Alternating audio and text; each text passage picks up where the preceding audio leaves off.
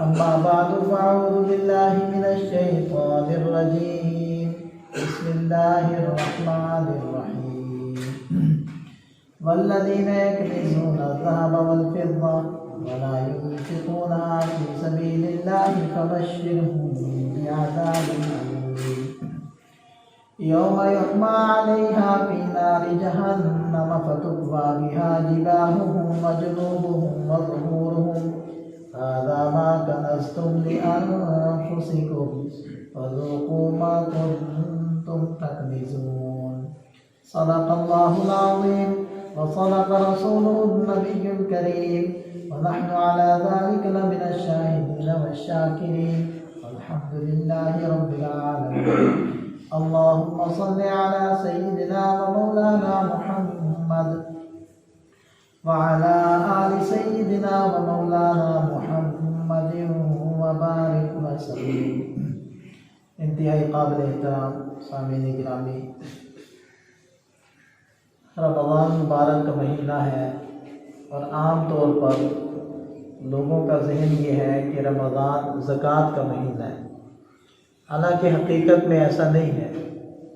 زکوٰۃ کا مہینہ تو آپ کا وہی ہے جس مہینے میں آپ صاحب نصاب بنے تھے،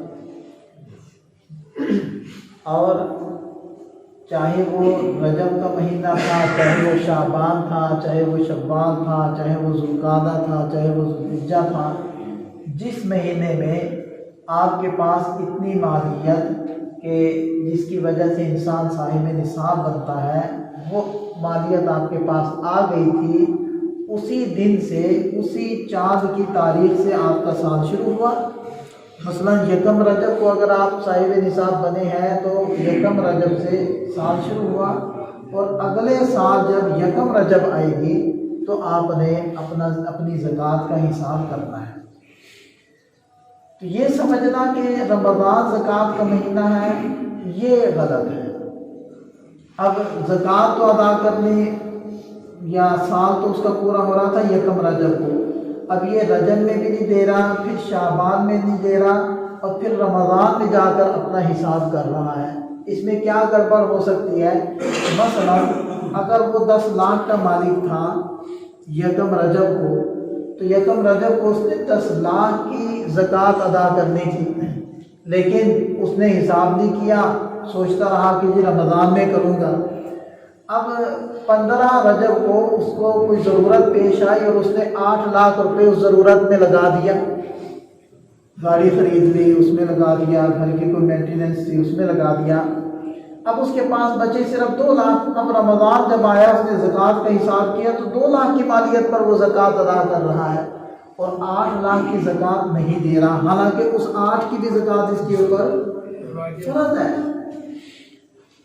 یہ گڑبڑ کہاں ہوئی کہ اس نے بروقت حساب نہیں کیا، تو حساب اپنا یکم رجب کو ہی کرے۔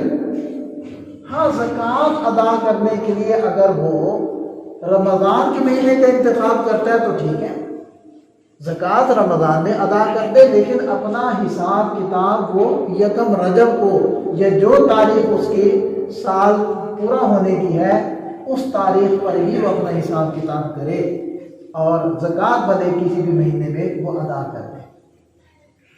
تو بہرحال یہ میں نے اس کی بابت عرض کر دیا کہ رمضان کے بارے میں یہ سمجھنا کہ شاید وہ زکوٰۃ کا مہینہ ہے، یہ غلط ہے۔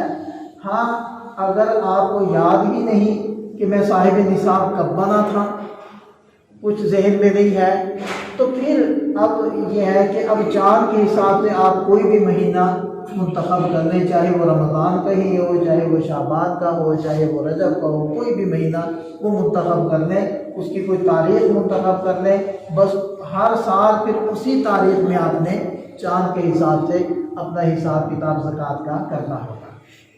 قرآن کریم میں زکوٰۃ ادا نہ کرنے والوں کے بارے میں بڑی سخت وعیدیں نازل ہوئی، جو آیت مبارکہ میں نے خطبہ میں پڑھی، والذین یکنزون الذھب والفضہ، کہ وہ لوگ جو سونا چاندی جمع کر کے رکھتے ہیں۔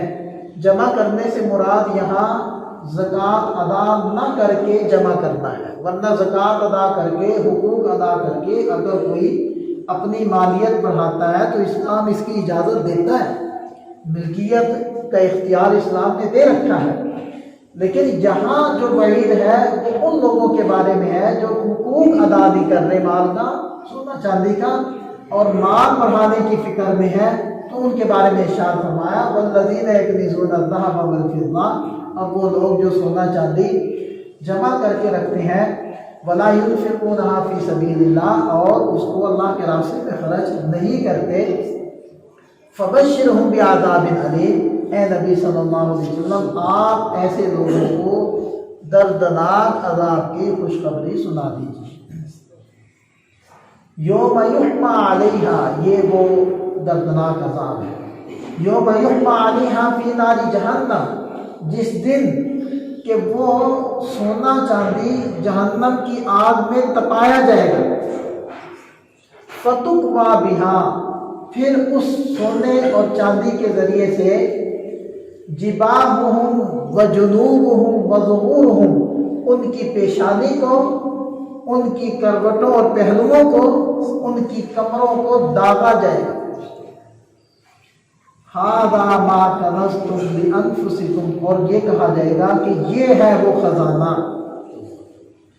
یہ ہے وہ خزانہ، یہ ہے تمہارا وہ مال و اسباب جو تم کنزتم لانفسکم اپنے لیے ذخیرہ کر رہے تھے، اکٹھا کر رہے تھے، فذوقوا ما کنتم تکنزون، اپنے خزانے کا اب مزہ چکھو۔ اسی طرح ایک اور جگہ ویل لکل ہمزۃ لمزہ، ہلاکت ہے ہر اس شخص کے لیے جو عیب جو ہے اور تانا مارتا ہے۔ ویل لکل ہمزۃ لمزہ الذی جمع مالا معددا، جو مال کو جمع کر رہا ہے، حقوق ادا نہیں کر رہا، وعددا، اور گن گن کے رکھ رہا ہے، یحسب ان مالہ اخلدا، تو یہ گمان کرتا ہے کہ اس کا مال ہمیشہ رہے گا، کلا ہرگز نہیں، یہ اس کا گمان غلط ہے، لَيُنبَذَنَّ فِي الْحُطَمَةِ، یقیناً اس کو پھینکا جائے گا روندنے والی آگ میں، وَمَا أَدْرَاكَ مَا الْحُطَمَةُ، تمہیں کیا پتا وہ روندنے والی آگ کیا ہے؟ روندنے والی آگ الَّتِي تَطَّلِعُ عَلَى الْأَفْئِدَةِ، وہ دلوں اور جگر کو جھانکے گی، یعنی وہ جب نیچے سے چڑھے گی تو دلوں تک پہنچ جائے گی، وہ ایسی آگ بھی ہے۔ تو یہ وعید قرآن کریم میں اللہ تعالیٰ نے ارشاد فرمائی ہے ان لوگوں کے لیے جو زکوٰۃ ادا نہیں کر رہے، مال کے حقوق ادا نہیں کر رہے۔ نبی پاک صلی اللہ علیہ وسلم نے ارشاد فرمایا کہ اللہ تعالیٰ ایک فرشتہ بھیجتے ہیں جو زمین پر آ کر یہ اعلان کرتا ہے اللہم اعطی منفقا خلفا وممسکا تلفا، اے اللہ خرچ کرنے والے کو، خرچ کرنے والے کے مال کا اس کو بدلہ عطا فرمائی۔ جو آدمی خرچ کرتا ہے زکوٰۃ کی شکل میں، صدقات کی شکل میں، دیگر حقوق کی شکل میں، تو اللہ تعالیٰ کا غیبی نظام ہے، اللہ تعالیٰ اور راستوں سے اس کو اس کا کئی گنا لوٹا کر واپس کر دیتے ہیں، اور اس کو دنیا میں عطا کر دیتے ہیں، آخرت میں جو ثواب ملنا ہے وہ تو ہے۔ اور فرمایا وہ فرشتہ یہ کہتے ہیں ممسکن تلفا، اے اللہ جو مال کو روک کر رکھ رہا ہے، اس کے حقوق ادا نہیں کر رہا، اس کے مال کو ہلاک کر دیجیے۔ اب فرشتے کو بھیجنے والے کون ہیں؟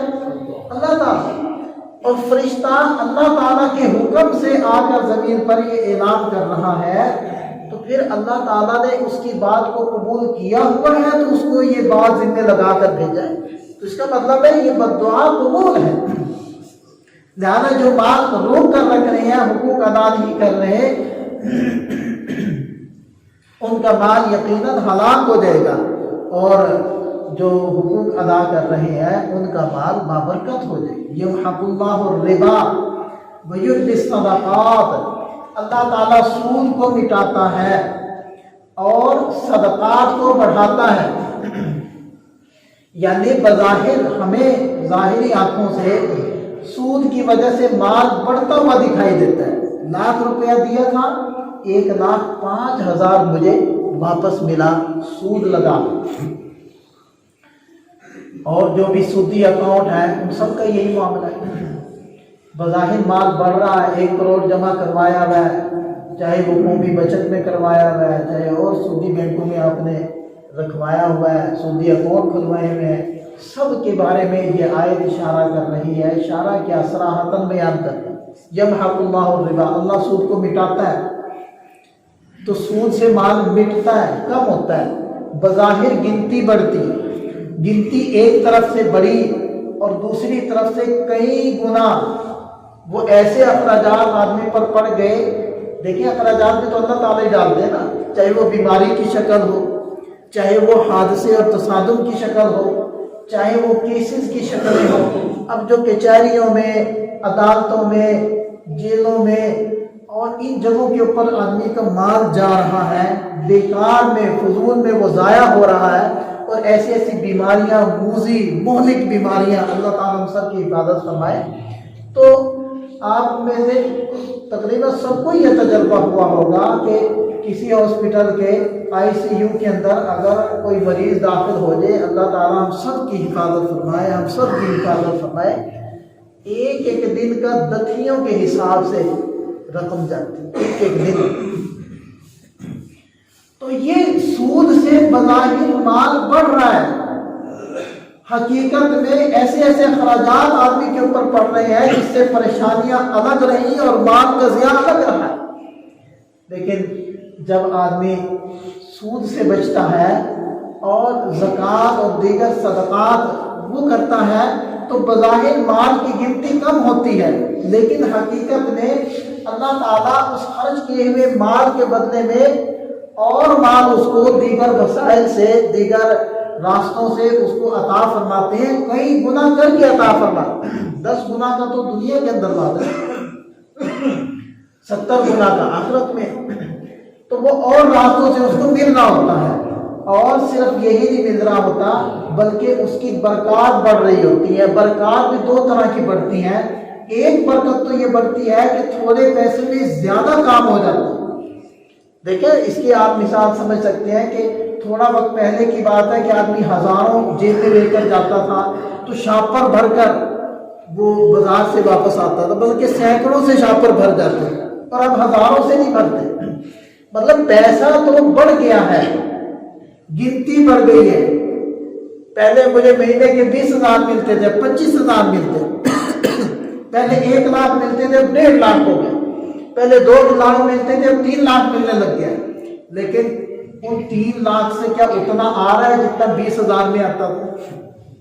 گنتی بڑھ گئی ہے، اس کے اثرات کم ہو گئے، اس کی ویلیو، اس کی قیمت خرید، اس کی قوت خرید کم ہو گئی۔ یہ ایک برکت کی گھٹنے کی آپ کو شکل سمجھ میں آ جائے گی کہ یوں جب بے برکتہ مال گنتی میں تو بڑھتا ہے لیکن وہ قوت خرید میں، یعنی آپ کو نفع دینے کے اندر، آپ کے کام سنوارنے کے اندر اس کی قوت کمزور ہوتی ہے۔ اور جو مال بابرکت ہوتا ہے وہ گنتی میں تو تھوڑا ہوتا ہے لیکن کاموں کو بنانے اور سنوارنے میں اس کی حیثیت وہی ہوتی ہے جو 20-30 سال پہلے ہمارے رکوعوں کی ہوتی تھی۔ اسی طرح آپ دیکھیں برکت کی ایک یہ بھی شکل ہے کہ بے برکتہ مال گنتی میں بہت زیادہ ہے لیکن آپ مطمئن نہیں ہیں، آپ پھر بھی پریشان ہیں، اپنا گھر تعمیر کر لیا پھر بھی پریشان ہیں، بچے سارے پڑھ لکھ گئے، نوکریوں پر لگ گئے، پھر بھی ایک انجانے خون میں مبتلا ہے کہ یہ نہ ہو جائے، وہ نہ ہو جائے، خدشات، اندیشے، ساری سہولیات موجود ہیں، گاڑی موجود ہے، پھر بھی اپنے سے اوپر والے کو دیکھ رہے ہیں، پریشان ہے، پھر بھی ناشکرہ ہے۔ اور برکت کی یہ بھی شکل ہے کہ جتنا مل گیا ہے اگرچہ اپنا مکان نہیں ہے، کرائے پر رہتا ہے، مطمئن ہے، خوش ہے۔ مال کا مقصد تو خوشی ہے، مال کا مقصد تو اطمینان ہے، مال کا مقصد تو قلبی اطمینان اور قلبی خوشی ہے۔ وہ تھوڑے مال والے کو مل گیا تو وہ مال کے مقاصد کو حاصل کر گیا، زیادہ مال والا کو بیچارہ محروم ہے ان چیزوں سے، تو وہ زیادہ مال کو اس کو کیا فائدہ سوائے اس کے کہ وہ اس کا محافظ بنا ہوا ہے، وہ اس کو ترتیب دے رہا ہے، اتنے کو یہاں لگانا، اتنے کو وہاں لگانا، اس کے علاوہ اس کو کیا مل رہا ہے؟ کھانا، کپڑا وہ تو سارے ہی پہن رہے ہیں، وہ تو سبھی رہ رہے ہیں، اپنے مکان میں بھی جو رہ رہا ہے وہ بھی رہتا ہے، جو کرائے پر رہتا ہے وہ بھی رہ رہا ہے، کیا فرق ہے؟ کرائے والے کا دل زیادہ مطمئن ہے، اپنے والے کا دل پریشان ہے، تو پھر اس سے تو وہ کرائے والا بہتر ہے جو کرایہ دے کر بھی مطمئن۔ اور میرے محترم دوستو، زکوٰۃ ادا کرنے میں ہمارے لیے رکاوٹ کیا ہے؟ مال کس نے دیا؟ اللہ نے دیا۔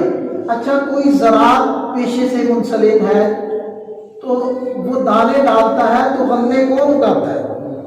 اس سے جو نفع ملا تو کہاں سے ملا؟ اچھا، جو نوکریاں کر رہے ہیں، ملازمتیں کر رہے ہیں، ان کو تنخواہ ملتی ہے، تو ملازمت نوکری کے بدلے میں جو آپ کو تنخواہ ملتی ہے وہ آپ کی صلاحیتوں کی وجہ سے مل رہی ہے نا، تو وہ صلاحیتیں کس نے پیدا کی؟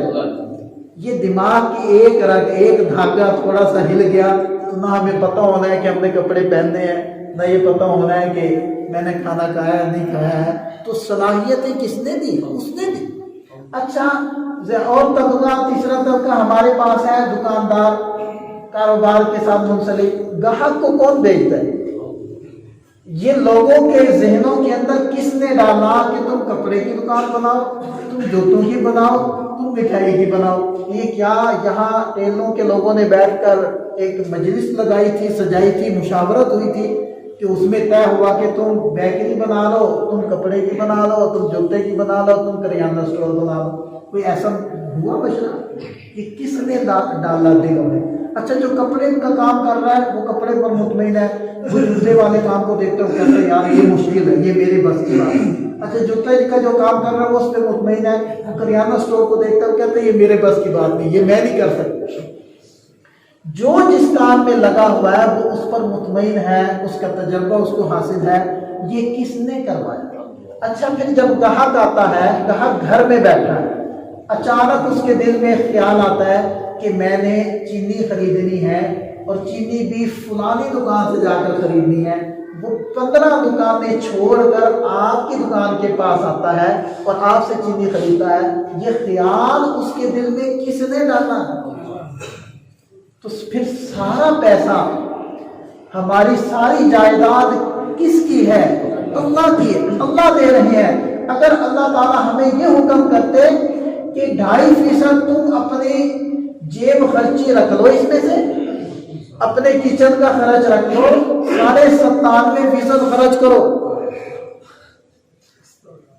تو یہ اس کا حکم بھی حق پر مبنی ہوتا، انصاف پر مبنی ہوتا کہ سارا دیا اس نے تھا، اس نے کہا کہ 2.5% بس اپنے اخراجات نکالو، بقیہ 97.5% خرچ کرو، لیکن اس نے یہ نہیں کی۔ اس نے کیا فرمایا کہ 97.5% تم رکھ لو، اس میں تمہارا کچن بھی چلے، اس میں تم گھر بھی بناؤ، اچھے اچھے کپڑے بھی خریدو، جوتے بھی خریدو، اے سی بھی لگاؤ، پنکھے بھی لگاؤ، اور گھر کو رنگ روغن بھی کرو، اجازت ہے تمہیں، گاڑی خریدنی ہے وہ بھی خرید لو، حج عمرہ بھی کرو، اور رشتہ داروں کے ہاں بھی جاؤ، خوب اچھا کھاؤ، اچھا پیو، سب تمہارا، لیکن اس میں سے 2.5% تم نے میرے راستے میں دینا ہے۔ اب اگر کوئی اس میں بھی ڈنڈی مارے تو اس سے بڑا ظالم کون؟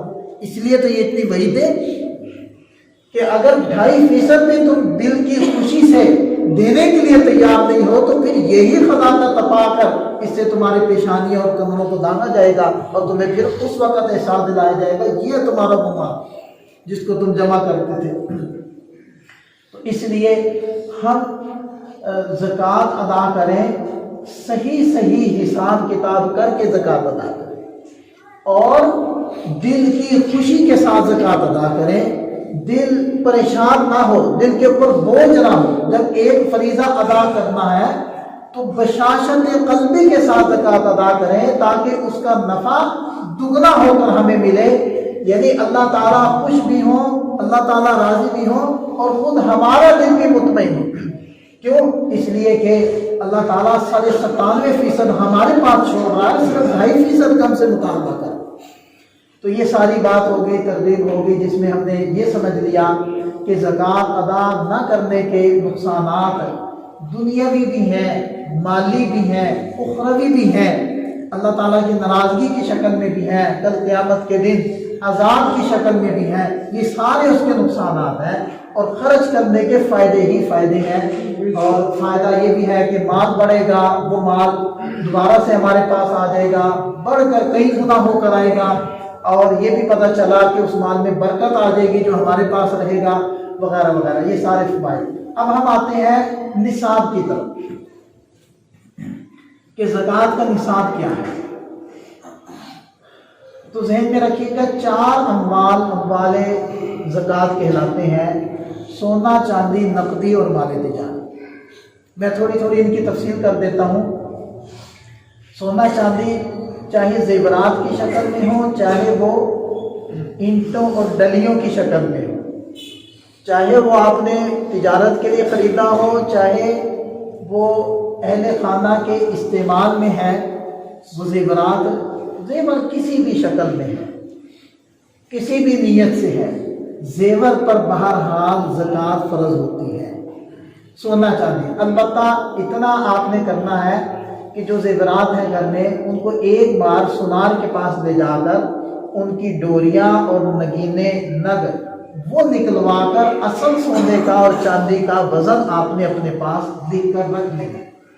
پھر جیسے ہی یہ زکوٰۃ کا آپ کا سال پورا ہوگا، آپ نے حساب کرنا ہوگا، تو اس دن وزن آپ کے سامنے ہوگا، اس وزن کے مطابق موجودہ جو ریٹ ہوگا وہ آپ نے معلوم کر دینا ہے۔ تو سونا چاندی اس طریقے سے ہو گیا۔ تیسری چیز ہے نقدی۔ نقدی چاہے کسی بھی کرنسی، ملک کی کرنسی کی شکل میں ہو، روپیہ ہو، ریال ہو، ڈالر ہو، تو وہ مال زکوٰۃ ہے۔ اور چاہے آپ نے حج کی نیت سے رکھی ہو، چاہے آپ نے گھر بنانے کی نیت سے رکھی ہو، گاڑی خریدنے کی نیت سے رکھی ہو، کاروبار بنانے کی نیت سے رکھی ہو، بچیوں کی شادی کی نیت سے رکھی ہو، کسی بھی نیت سے آپ کے پاس نقدی موجود ہے تو وہ نقدی بھی مال زکوٰۃ میں شامل ہو جائے گی۔ چوتھی چیز ہے مال تجارت۔ مال تجارت ہر وہ چیز ہوتی ہے جس کو آپ بیچنے کی نیت سے خریدتے ہیں، چاہے وہ مکان پلاٹ ہے، چاہے وہ گاڑی موٹر سائیکل ہے، چاہے اور دیگر سامان ہے، جیسے ہماری دکانیں ہیں، کریانہ اسٹور ہے، کپڑے کی دکان ہے، جوتوں کی دکان ہے، وہ سارا جو اس کے اندر سامان ہے وہ سب مال تجارت ہے۔ تو جس چیز کو آپ بیچنے کی نیت سے خریدیں تو وہ مال تجارت کہلاتی ہے۔ یہ 4 اموال ہو گئے: سونا چاندی، نقدی اور مال تجارت۔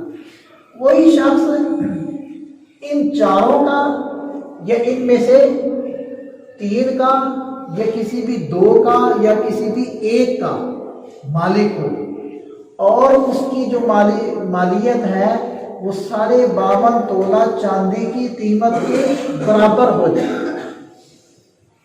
اور 52.5 تولہ چاندی کی قیمت جو آج کل چل رہی ہے وہ 1,23,000 کچھ روپے چل رہے ہیں۔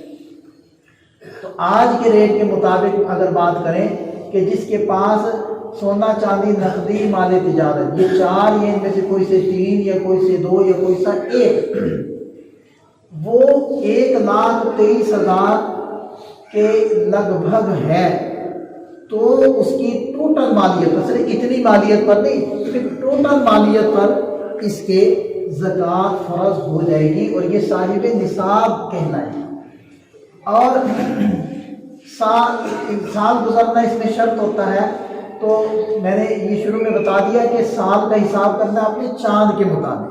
تو اگر مثال کے طور پر 1 رجب کو آپ کے پاس اتنی مالیت آ گئی تھی کہ آپ صاحب نصاب بن گئے تھے، تو 1 رجب سے آپ کا سال شروع ہو گیا۔ جب آئندہ سال 1 رجب آئے گی تو اس دن میں آئندہ سال کی 1 رجب کو جتنی مالیت آپ کے پاس موجود ہوگی آپ نے اس ساری مالیت پر زکوٰۃ ادا کرنی، کیونکہ سال گزرنے کا مطلب یہ نہیں ہوتا کہ سال کے دوران جتنا مال آپ کے پاس آتا رہے تو ہر ایک کے اوپر الگ الگ آپ نے سال گزارنا ہے، ورنہ تو پھر دکانداروں کا ہر روز ایک نیا سال شروع ہو رہا ہوگا، نیا سال پرانا سال ختم ہو رہا ہوگا۔ ایسا نہیں ہے، سال ایک دن شروع کرنا ہے، مثلا 1 رجب کو آپ نے شروع کر دیا، اب اگلی 1 رجب تک سال کے بیچ میں جتنا آتا رہا جاتا رہا اس کو چھوڑ دے، اگلی 1 رجب کو جو مالیت آپ کے پاس ہے بس اس کے اوپر آپ نے زکوٰۃ ادا کرنی ہے۔ یہ سال گزرنے کا مطلب ہو گیا، اور چاند کے مطابق آپ نے حساب کرنا ہے، یہ بھی وضاحت ہوگی۔ اب تھوڑا سا بات کرتے ہیں کہ آپ نے حساب کیسے کرنا ہے. تو بہت آسان ہے. آپ نے ایک ورق کے اوپر سب سے پہلے جیسے میں نے بتایا تھا کہ سونا اور چاندی اس کا جو آپ نے وزن معلوم کروا رکھا ہے اس کے مطابق موجودہ ریٹ لکھ لینا ہے. مثلا 5 لاکھ آپ نے موجودہ ریٹ وہ لکھ لیا کہ آپ کے پاس 5 لاکھ کے زیورات. 2 چیزیں ہوگی. تیسرے نمبر پر نقدی تھی 1 لاکھ آپ کے پاس نقدی موجود ہے وہ آپ نے ڈال دی تو کتنی ہو گئی 6 لاکھ. اور مثال کے طور پر 2 لاکھ کی آپ کے پاس ایک موٹر سائیکل کھڑی ہے جو آپ نے کاروبار کی نیت سے خریدی ہے بیچنے کی نیت سے تو اس کی بھی قیمت آپ نے ڈال دی تو یہ کتنی ہو گئی 8 لاکھ. 8 لاکھ کل مالیت آپ کے پاس ہوگی. اب آپ دیکھیں کہ آپ نے کسی کا قرضہ دینا ہے یا لینا ہے. عام طور پر دونوں چیزیں ہوتی ہیں, دینا بھی ہوتا ہے کچھ نہ کچھ لینا بھی ہوتا ہے. جو لینا ہے وہ آپ اس کے اندر ایڈ کر لیں شامل کر لیں. مثلا 1 لاکھ روپیہ آپ نے کسی سے لینا ہے تو آپ اس میں شامل کر لیں تو ٹوٹل کتنے ہو گئے 9 لاکھ. اور 1 لاکھ ہی کسی کو دینا ہے تو وہ اس میں سے منہا کر دیں تو پھر کتنا رہ گیا 8 لاکھ. بس 8 لاکھ کو تقسیم 40 کر دیں جو جمع پائے وہ زکوٰۃ. یہ زکوٰۃ نکالنے کا طریقہ ہے. جو مال تجارت ہوتا ہے جیسے دکانیں ہیں دکانوں کے اندر مال ڈالا ہوا ہے کپڑا جوتے وغیرہ تو اس کا اندازہ اس طور پر کیا جاتا ہے کہ اگر یہ پوری دکان اس کا سارا مال اکٹھا کسی کو بیچا جائے تو کتنے کا بکے گا. یعنی کہ 2 قیمتیں ہوتی ہیں. ایک قیمت خرید ہوتی ہے چیزوں کی اور ایک قیمت فروخت ہوتی ہے. مثال کے طور پر ایک سوٹ آپ خرید کر لائے ہیں مارکیٹ سے وہ 800 کا اور بیچنا 1000 کا ہے تو ایک قیمت خرید ہے ایک قیمت فروخت ہے.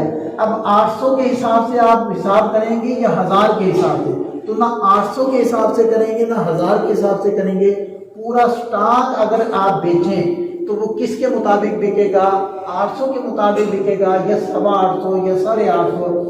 وہ جو ایک رف سا ایک آئیڈیا ہوتا ہے اس کے مطابق آپ نے اپنی دکان کا حساب کرنا. ایک ایک چیز کی وہ قیمت نہیں لکھنی شروع کر دینی, پورے کا آپ نے حساب ایک کر لینا ہے. تو یہ آپ نے نصاب بنانا ہے اور اپنے زکوٰۃ کا حساب کرنے کا یہ طریقہ ہے. دوسری بات اس میں یہ ہے کہ ویسے تو شرط یہی ہے کہ زکوٰۃ جب ادا کرنا آپ کے اوپر فرض ہوتی ہے جب سال گزر جائے. لیکن اگر آپ یہ کوشش کریں کہ میں پورا سال یعنی ہر مہینے کچھ زکوٰۃ تھوڑی تھوڑی ادا کرتا رہوں تاکہ اکٹھی زکوٰۃ کا جو برڈن ہے بوجھ ہے وہ مجھ پر نہ آئے تو آپ اس طرح کر سکتے ہیں.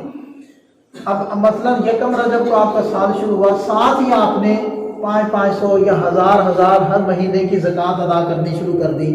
اب ہر مہینے آپ 1000 روپے زکوٰۃ دیتے رہے. اگلا سال جب 1 رجب آئی آپ نے حساب کیا مثلا آپ کی زکوٰۃ بنی 18000 اور جب آپ نے دیکھا کہ 12000 تو آپ دے ہی چکے ہیں تو جب 12 آپ 1000 زکوٰۃ دے چکے ہیں تو پھر 18 میں سے 12 آپ نکال دیں بقیہ بچے 6000 بس 6000 آپ نے زکوٰۃ دی.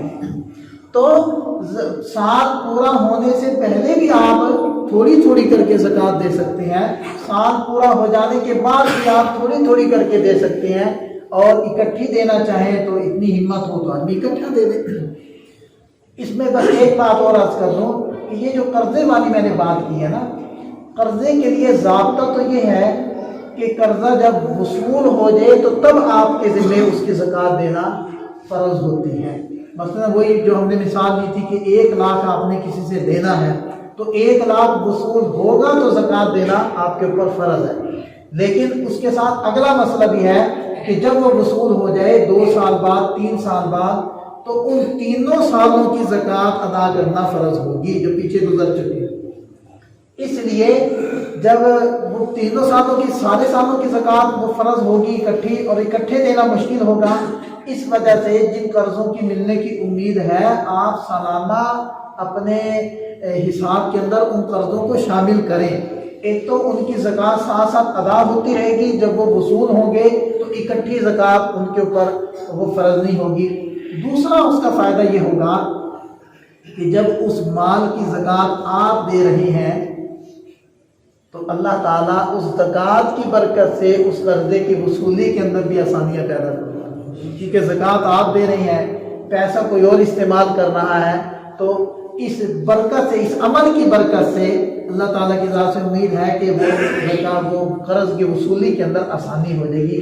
اس لیے میں نے اب مسئلہ کر دیا کہ زکوٰۃ جو قرضے وصول ہونے ہیں، جو آپ نے لینے ہیں، تو ان کا بھی حساب کر دیں اور ان کی بھی زکوٰۃ بیچ میں ادا کر دیں۔ تو یہ بہرحال ایک نصاب ذکر کیا ہے اور زکوٰۃ دینے کے فضائل ذکر کر دیے۔ شروع میں یہ بھی ذکر کر دیا کہ رمضان کا مہینہ یہ زکوٰۃ کا مہینہ نہیں ہے، زکوٰۃ کا مہینہ آپ کا وہی ہے جو آپ کا بنتا ہے، یعنی جس دن آپ صاحب نصاب بنے تھے چاند کے حساب سے، اگلے سال جب وہ دن آئے گا تو اسی دن آپ کے اوپر زکوٰۃ فرض ہوگی۔ رمضان کا انتظار کرنا حساب کے لیے غلط ہے، ہاں البتہ حساب اپنے وقت پر کر کے ادا رمضان میں آپ کرنا چاہتے ہیں زیادہ ثواب کے لالچ میں تو وہ ٹھیک ہے، اس میں کوئی حرج نہیں۔ ایک تو یہ مسئلہ عرض کیا، پھر میں نے زکوٰۃ کے فضائل اور نہ ادا کرنے کی وعیدیں ذکر کی، اور اخیر میں زکوٰۃ کا نصاب وہ ذکر کر دیا۔ اللہ تعالیٰ سے دعا ہے کہ اللہ تعالیٰ ہمیں سمجھ عطا فرمائے، عمل کی